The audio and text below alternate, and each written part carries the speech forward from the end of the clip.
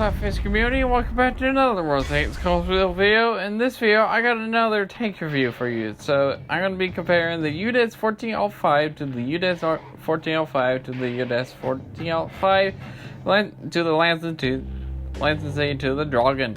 So, these are the three main upgrades that you're going to have. This is all the upgrades for the Udes 1405. This is your first upgrade, second upgrade, and third upgrade.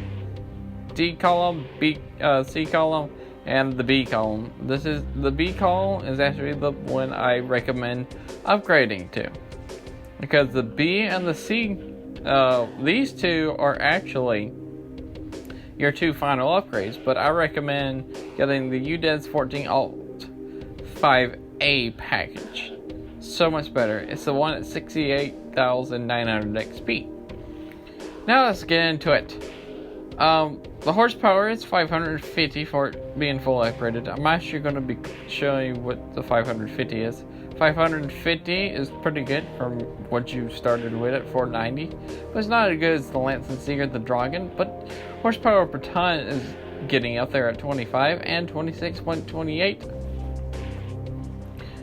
And the Lancet has the best horsepower to weight ratio. For the Udes, the 55 forward speed is pretty nice, and your reverse speed is 20. Your fire chance is better than the Lancet and the Dragon at 12 degrees for 12% fire chance. Your track rotation is good at 40 degrees a second, better than the Dragon. Your terrain resistance is the worst on the second upgrade, but the Lancet has the best. So, at my first thought of the guns of the Udes, I looked at the final upgrade. I was like, this thing has a 10.5 centimeter, and the Lancet has a 10.5 centimeter. Has a 10.5 centimeter. So, yeah, 10.5 centimeter. I was like, why is the tank actually got a 13.2 and this has 11.2? If you actually look down here, the damage per shot is pretty different. 360 on this one, but 320 on here, which you would think that would be like, wow, this one actually has a better DPM, way better DPM, because 2-second faster reload. But actually, no, the DPMs are about the same at 1,750 at 1,638. So yeah, reload time 13.2, aim time is the worst on the final upgrade at 2.5, worst time on the accuracy at 0.38.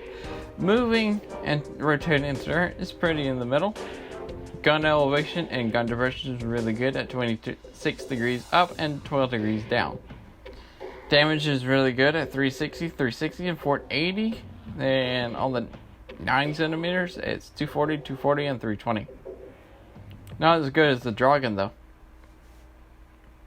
Now, the penetration is actually pretty good on the final upgrade, especially on your premium rounds, better than all of these. But the 9 centimeters is actually very lacking. There's your splash right there. Shell velocity is really good on the upgraded gun at 1,385 and 1,560. High explosive stacks. DPM's 1,638, 1,920. DPM, higher damage per shot. Turn armor stacks 66 at the front, 30 at the side, and 20 at the back. Whole armor actually looks like it sucks, but it doesn't because it's really angled. You'll see it in the gameplay. It's 35 at the front, 30 at the sides, and 10 at the back. View range is pretty good for a tier 8 medium at 390 view range and 850 signal range and 1,400 hit points. Concealment is pretty good, 0.3 and 0.23 while moving the tank. Alright, that's enough with tank stats and comparison. Now let's go jump into some gameplay of the tank. Alright, we ended up on Erlenberg, standard counter battle, and we're also top tier, so I'm actually going to go right and use some of my gun depression. Remember, you have 12 degrees of gun depression, which is pretty good.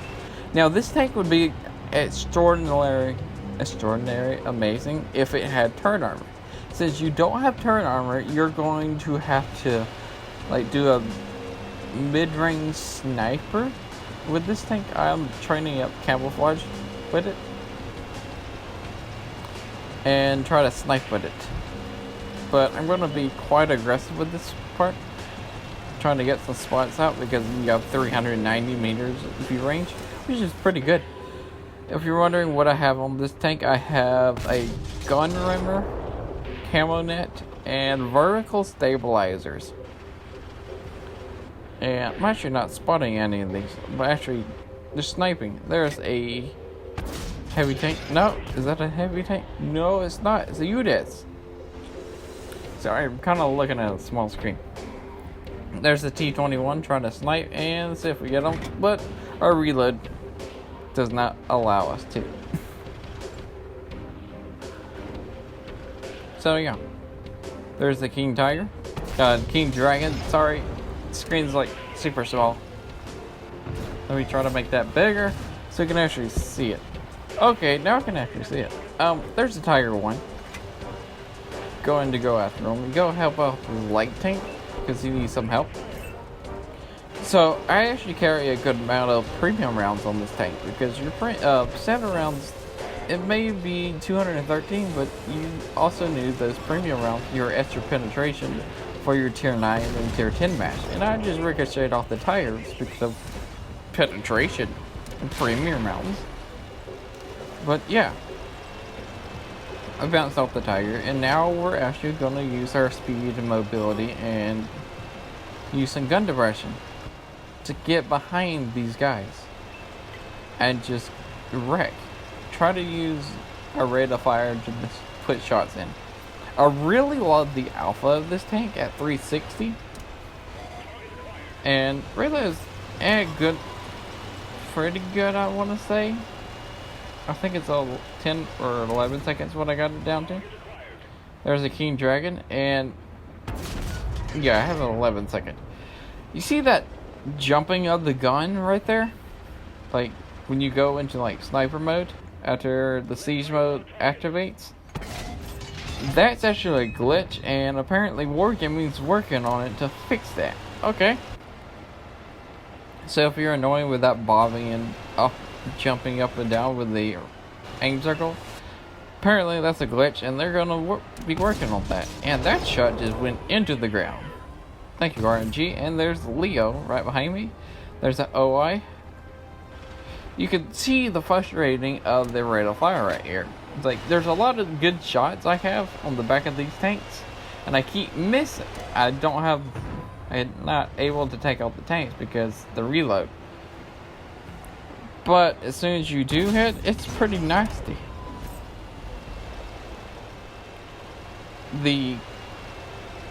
You're doing 360 damage per shot, which is pretty good.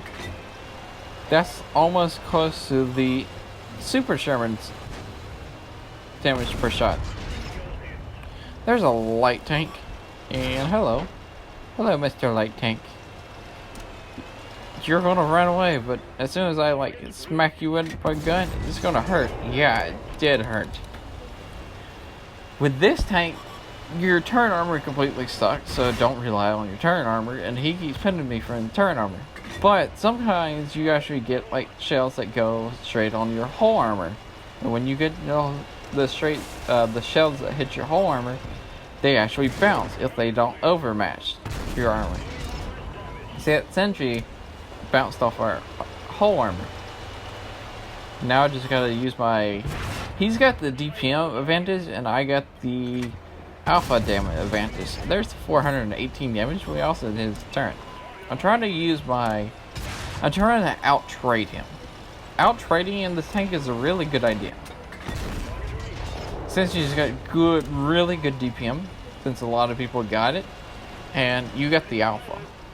You got to use your alpha to your advantage. You gotta make your trades count in this tank.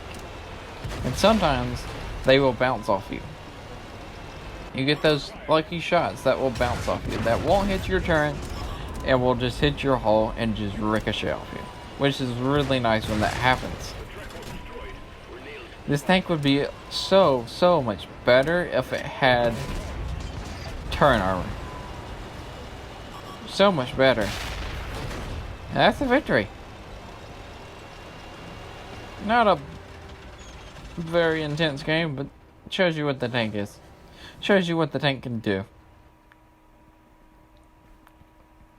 And we got a victory on Erlenberg Assault, and we made a 40,000 silver, 3,208 damage, 1 kill, first mastery badge, and top of the leaderboards. No, second on leaderboards. Alright guys, if you liked this video, remember to like, comment, and subscribe. Also remember SLAPAFISH, because we're always not. And peace out. See ya.